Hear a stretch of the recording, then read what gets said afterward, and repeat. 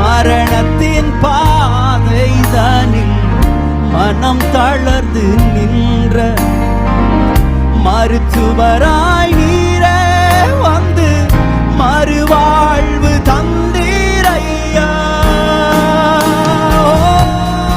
L Shaddai, ஓ Elohim ஆராதிப்பேன், Adonai ஆராதிப்பேன். L Shaddai, L Shaddai ஆராதிப்பேன், எலோஹீம் ஆராதிப்பேன், ஓ அடோனாய் ஆராதிப்பேன். நீங்க பாடுங்க,